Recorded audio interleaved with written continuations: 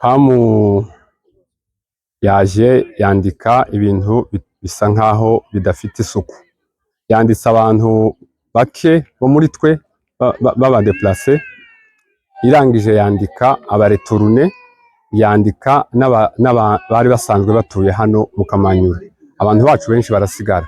Ico kibazo twabuze aho tugishira, ariko twasaba ngo nimba bishoboka n'abo bantu basigaye bandikwe. Hari n'abandi benshi batanditswe, ahubwo hari kwandika abantu batuye hano. Nakanika karengane nyine ukubona mu abantu batuye aha ko baraza biyita impunzi, kandi hariho impunzi zidafite imbere n'inyuma, zidafite n'ahandi zitegereje. Turenganwe kuko ntacyo twakoze. Uko naka kabegeti yewewe. Iyi shambre irimo ingo zibiri. Ingo zibiri nukuri. None kuko muri tudafite aho turyama. Ntabwo ari yanyu. Oya nukuri. Umwana ko ibi ni ibiheri byiki umwana. N'umubu wa Maria. N'umubu. Mugire musegetera mugire n'amata.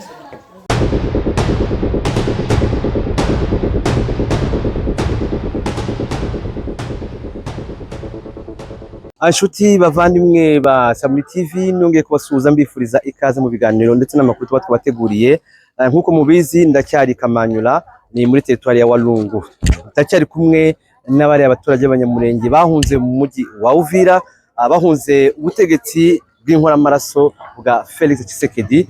Turacyakomeje kureba babayeho bate. Ubu ngubu bakomeje kugaragaza ibibazo bitandukanye. Mu by'ukuri ntabwo barimo kwitabwaho nk'uko bikwiye. Imiryango mpuzamahanga ntayihari. N'ugerageje kuza witwa ngo ni PAM, ubu ngubu urimo urandika abantu ndetse ukanandika abantu batari bo, ugashiramo abaturage basanzwe bari hano. Abaturage bavuye Uvira mu by'ukuri bagombye kwandika bamwe ntibandikwe. Iyo mfashanyo rero birumvikana ko ntayo bashobora kubona. Ikibazo cha PAM, noneho PAM nyine kirazi kandika, twikontorora nyine mu bantu bavuye Uvira b'impunzi, tugasanga bamwe ntibarandikwa, bakaduha amasezerano ngo tuze turindire hano ngo turandikwa, tukaza tukicara. N'ubu twicaye aha twari ku masezerano ngo turandikwa guhera mu masaha 2 abantu baje baricara, aba nabembiwe baragenda, no kugeza aya masantu turabona ngo baze ngo batwandike, turamenya ikibazo ngo niki. Pamu yaje yandika ibintu bisa nkaho bidafite isuku, yanditse abantu bake bo muri twe baba déplacé, irangije yandika abareturune, yandika bari basanzwe batuye hano mu Kamanyura. Abantu bacu benshi barasigara. Ico kibazo twabuze aho tugishira, ariko twasaba ngo nimba bishoboka n'abo bantu basigaye bandikwe, kuko ni impunzi kimwe n'abandi. Twebwe twagize amahirwe turandikwa, ariko hariho bagenzi bacu batarandikwa, kandi rero natwe twanditswe ntacyo turaronka. Uko niko bimeze. Ico kibazo nyene kiriho, hari abamaze kwandikwa nayo, hari n'abandi tarandika. Twazindu usanga aha kuri biro dusanga ntayihari, tituzi nimba PAM arihe bagiye, kandi ishinzwe kuva nyine ngo twandike kugira ngo tubone ibasha kudufasha hano muno muhana wa Kamanyura. Ico twifuza nuko nyine nayo mwayizana ikatwandika, kuko turi impunzi, abantu nyine nta kintu bafite. Icyifuzo cyacu icya mbere nyine nuko twaronka ibidufasha hano turi, uhereye mu biryo, aho turyama n'ibyo turyamaho. Wowe ko ufite matera wawe kuri he? Uyu ni inshuti ya Empire, nawe urabona urebe abana afite uko nahabaye barara hano kuri isima. Ni umuturanyi wabahaye? Umuturanyi wampaye kano kamatera n'aka karango, ahubwo abana bazabaryama. Abo bana n'abandi nahabarara. Ko murabona icyo kurya se? Icyo turya turagikuranye. Ntacyo duhaye tubona. Icyo abo twasanze nibo badufashije ibyo duhaye turi. Hano hantu ko hari imibu kurwara abana bimeze gute? None tugire gute habe no n'ubu abuzukuru banje bararwaye ntubaruzi abandi bari mu nzu nta misegetera dufite ntacyo dufite turyamamwo dufite n'imbeho urabona hano ibuvira hari hashushe ntabwo hari hateye hamwe na hano tukura amaduka yibura tukabona n'icyo twirorosa tukabura n'aho turyama. Twebwe ikijanye n'imibereho yacu twari ko twifuza ngo bashobore kudufasha kuko twambaye ubusa turarara nk'inka turararira imibiri yacu tukaryama ahantu hasi aho badufashe ibyo twajya badufashe ndetse n'amafaranga kuko abana ko baragwara washaka ukuntu wogura habe n'amadawa y'abana ukabibura.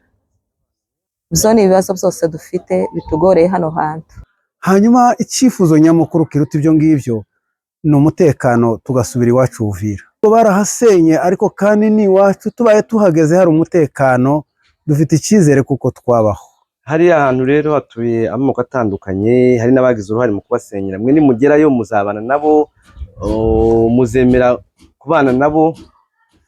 Twe nitugerayo tuzemera kubana nabo nubwo badusenyeye ariko dufite umutima w'imbabazi ubabarira.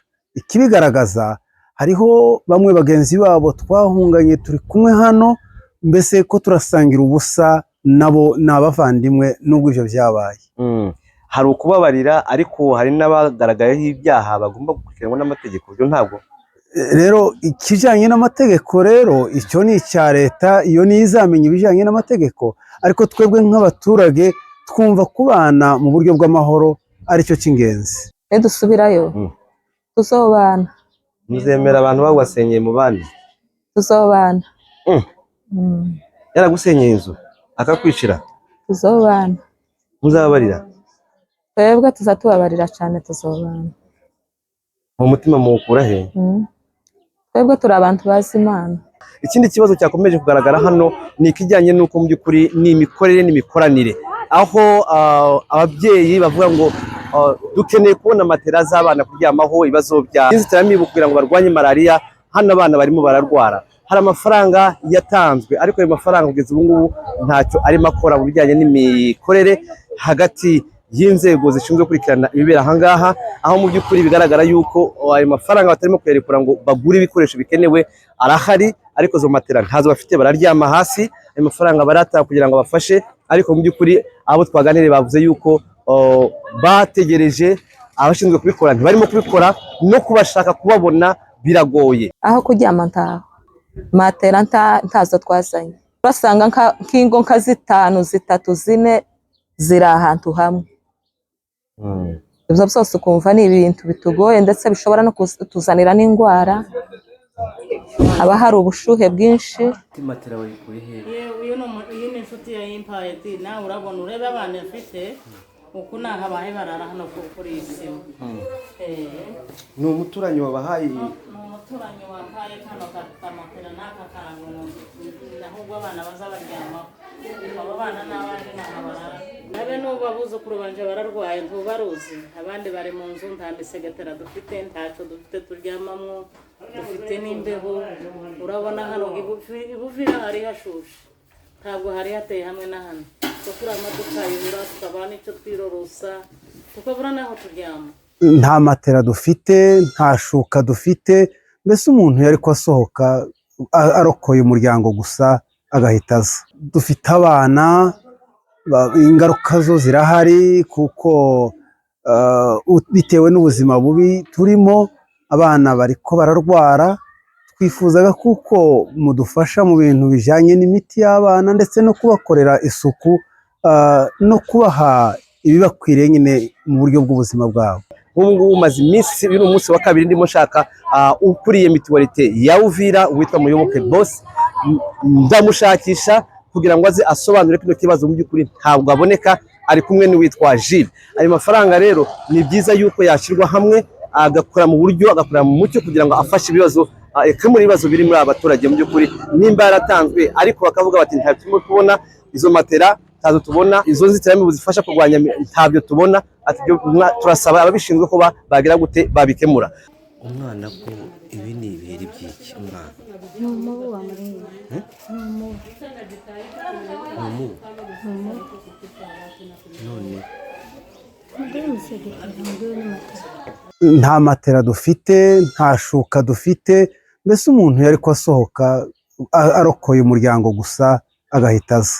Dufite abana, ingaruka zo zirahari kuko bitewe n'ubuzima bubi turimo, abana bariko bararwara. Twifuzaga kuko mudufasha mu bintu bijanye n'imiti y'abana ndetse no kubakorera isuku no kubaha ibibakwiriye nyine mu buryo bw'ubuzima bwabo.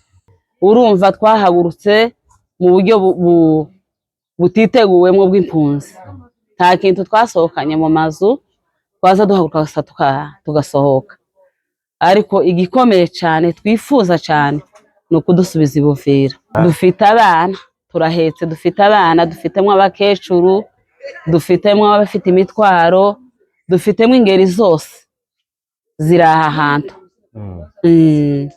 Twahungiye hano hantu mu Kamanyura niho turi. Urabona abantu bagiye binjira mu bandi bantu, ntabwo biba byoroshe.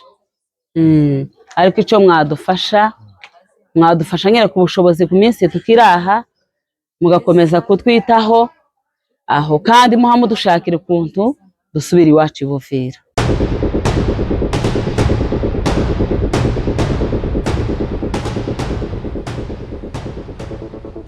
Izina nyitwa Nyamahirwe Angelique, yari umutura wa Buvira. Ndi Kamanyura kubera impamvu z'intambara. Mu kwezi kwa kabiri ntabwo twagize amahoro kubera Bazalendo no kubera FARDC no kubera Abarundi. Nicyo gihe binjiye mu muhana wa Buvira, bamaze kuwinjiramo baradutera, baratunyaga, baratonyanyasa, batwaka ibyacu, baratwica, batwikira abana, baraduharibishiriza, baratunyaga. Hariho n'igihe kimwe tutinjiraga amakanisa, hariho n'igihe baduhigiraga mu mazu, hari n'igihe batubujije kuja kuvoma. Ayo moko yombi nyine y'Abarundi n'Abazalendo babandi nibo batumye duhunga no kugeza kuri uno munsi kuba turaha n'abo bantu twahunze. Hagati yaho twaje kugira amahoro y'igihe gikeya, nyine ingabo zinjiye hariya nibwo twabashe gusinzira. Zenga M23 imaze kugera mu Buvira nibwo twagize amahoro nk'abantu, nibwo twagiye hanze, nibwo twabashe gusenga, nibwo twabashe kugera ku masoko, nibwo twabashe kuba nk'abantu natwe turahumeka. Guhera mu kwezi kwa kabiri twari mu bibazo by'intambara, intambara z'Abazalendo, intambara za FARDC. Izo ntambara zafashe igihe kirekire, hafi umwaka n'ibindi. Tuba mu buzima bugoye bw'akarengane. Barinshiraga nimba batakwishe bakama bafata ibintu byose bakabikwambura, amafaranga akagenda. Ubwo buzima tubamwe igihe kirekire cyane. Abakubitwa twarakubiswe bihagije. Jewe ubwanje uhavugira aha ngaha baranyishyiranye, baba bashaka umuhungu wanje ngo bamwice.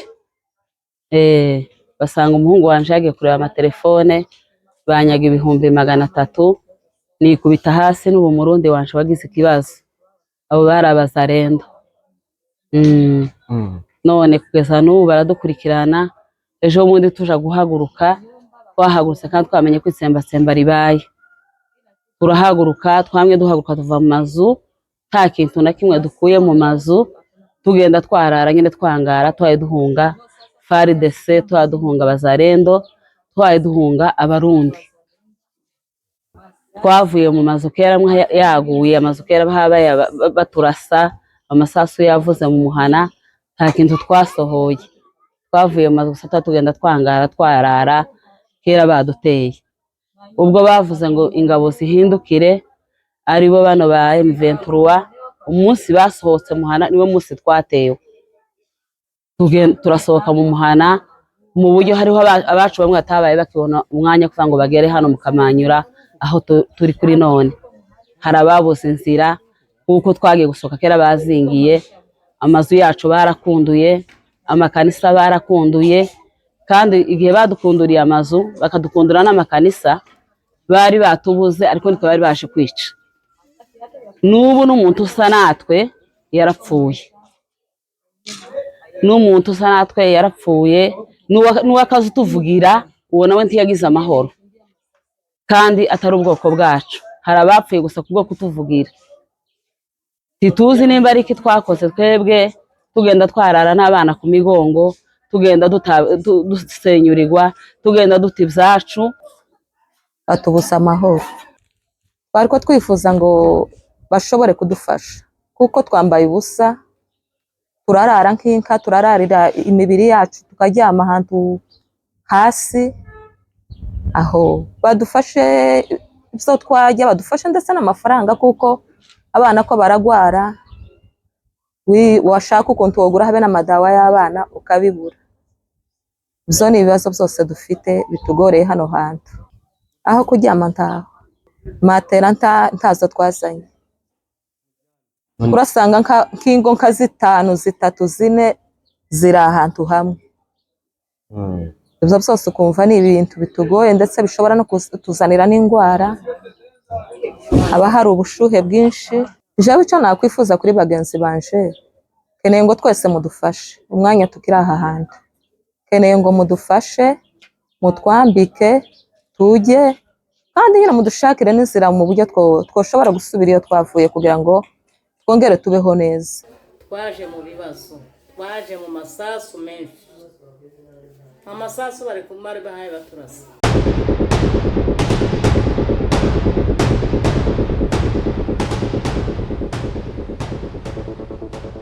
Je suis Hassan Chaban, je suis le chef de cité de Kamanyola. C'est depuis le 17 janvier 2026 que nous avons réussi vraiment une marée humaine se déplacer, surtout de la communauté Banyamulenge qui fuyait les atrocités des Wazalendo à Uvira lorsque l'AFCM 23 s'est décidé de se retirer d'Uvira.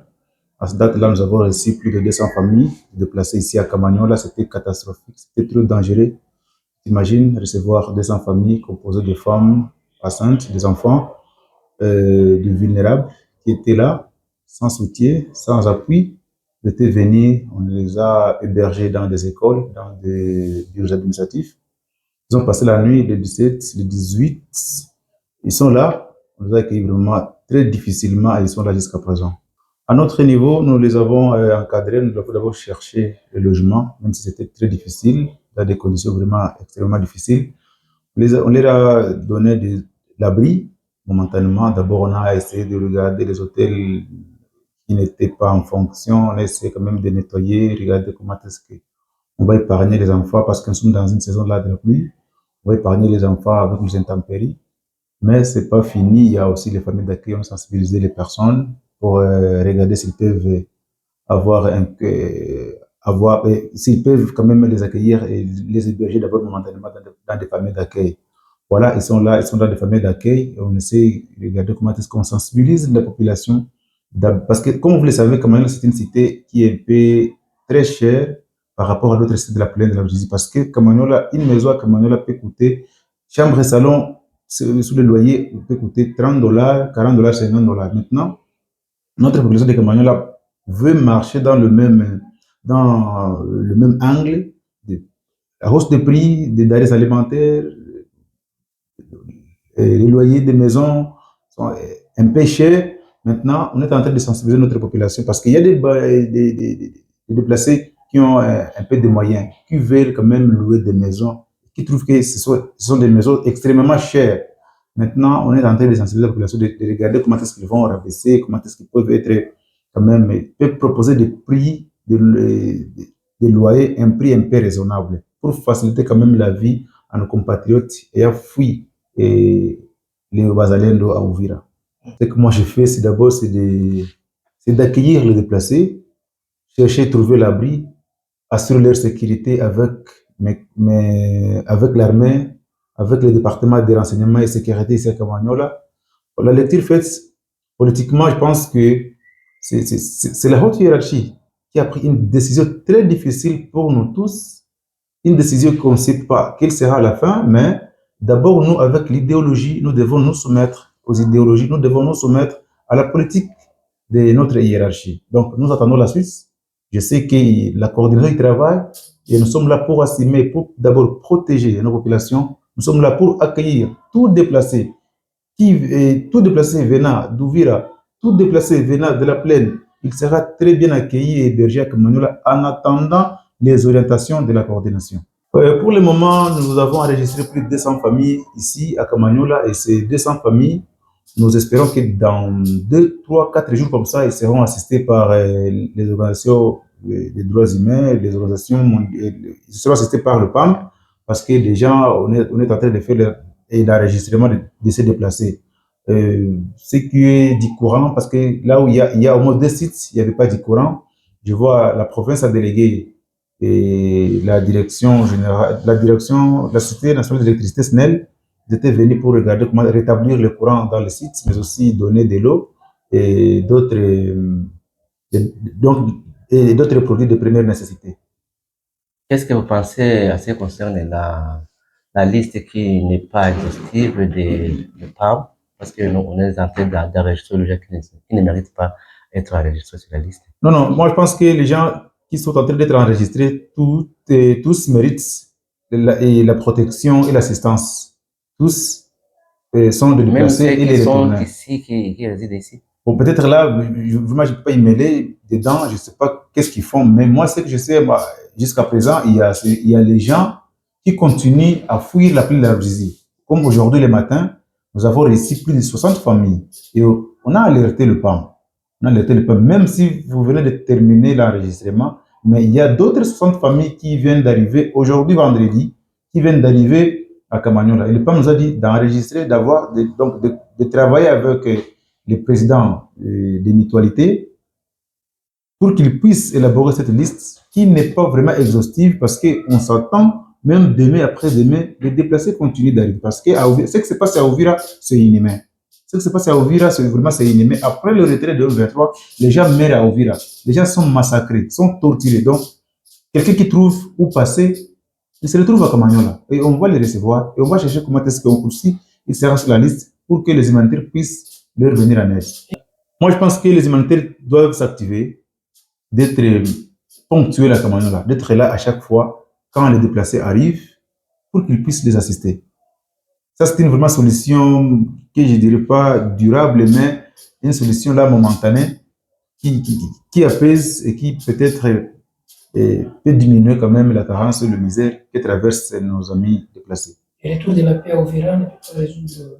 Oui, ça aussi, ce que j'ai dit, nous attendons quand même les orientations de la coordination, nous attendons les orientations de notre haute hiérarchie parce qu'ils travaillent sur ça. Vraiment, le retour à Ouvira, c'est une solution durable pour que ces déplacés puissent se sentir en l'aise parce que commencer une vie à Kamanyola, toi qui étais à Ouvira, tu quittes la ville d'Ouvira pour la cité de Kamanyola, tu n'as pas de champ ici, tu n'as pas de boulot ici, donc on vit mieux quand on est chez soi. Donc, retourner à Ouvira, c'est une solution durable. Pour cette population de Kamanyola, Kamanyola, c'est une cité transfrontalière d'abord, mais aussi une cité cosmopolite. Je demande à cette population, on a été victime de la mauvaise gouvernance de Chilombo. Nous, Kamanyola d'abord. Il n'y a pas nous, les Kamanyolais, il n'y a pas les déplacés de Minembwe et les Banyamulenge. Nous avons une même histoire, nous avons été tous des victimes de cette mauvaise gouvernance. En fait, les causes profondes qu'aujourd'hui l'AFC M23 est en train de militer sur ça, ce sont les causes profondes qui soulagent mieux que plus les Kamanyolais. Donc, j'appelle à cette population d'être accueillante, de considérer les déplacés comme des citoyens congolais et qui méritent la protection et le droit de vivre partout là où ils se trouvent. Mais aussi, qu'ils puissent baisser. Les denrées alimentaires aujourd'hui au marché, on a enregistré une hausse des denrées alimentaires. Vraiment qu'ils proposent des prix raisonnables. Ce n'est pas parce que ton frère est dans le misère, ton frère est dans un problème, il s'était déplacé d'Ouvira à Kamanyola, et puis que maintenant, son malheur fait ton bonheur. Donc, regardez comment est-ce qu'il va baisser le prix de location des maisons, les denrées alimentaires au marché. Vraiment, il faut qu'ils proposent des prix raisonnables pour faciliter la vie à nos compatriotes, à nos frères qui sont venus d'Ouvira. Et surtout que nous avons et nous partageons la même souffrance. Nous avons été sous-estimés, nous avons été déconsidérés, méprisés, nous avons été extrémisés par la mauvaise gouvernance de Chilombo, surtout nous les Kamanyolais. Donc, nous avons une même histoire, nous avons le même problème. Nous luttons tous pour des causes profondes que les communautés Banyamulenge qui aujourd'hui se trouvent réfugiés ici à Kamanyola. Oui, nous avons été alertés sur les humanitaires qui étaient ici. Il y a le besoin, on a hiérarchisé les besoins de déplacer, notamment à Kamanyola, c'est une zone très chaude. D'abord, il y a beaucoup de moustiques. Donc, il y a les besoins prioritaires, les besoins spécifiques qu'on a hiérarchisés et qu'on a soumis à la hiérarchie, mais aussi aux humanitaires. Donc, surtout aux humanitaires, quand ils vont venir ici à Kamanyola, ils doivent aussi prendre l'aspect moustique, l'aspect malaria. Donc, il faut trouver des solutions, soit en donnant des moustiquaires, mais aussi en renforçant quand même les centres de santé, les médicaments pour des soins de santé. Twahungiye hano hantu mu Kamanyura niho turi, urabona abantu bagiye binjira mu bandi bantu ntabwo biba byoroshe. Ariko icyo mwadufasha nyine ku bushobozi ku minsi tukiraha mugakomeza kutwitaho aho kandi muhamudushakira ukuntu dusubira iwacu i Buvira. Reka mbashimire abakunzi bacu mwebwe twabanye, abifuza gukomeza kunogerwa na gahunda za Sabuni TV. Twarimo tugaruka ku bibazo by'ukuri byugarije abanyamurenge bari Kamanyola kugira ngo bibonerwe umuti. Mbashimira abakunzi bacu muri mbifuriza gukomeza kugwa neza. Mwari kumwe na Sabuni.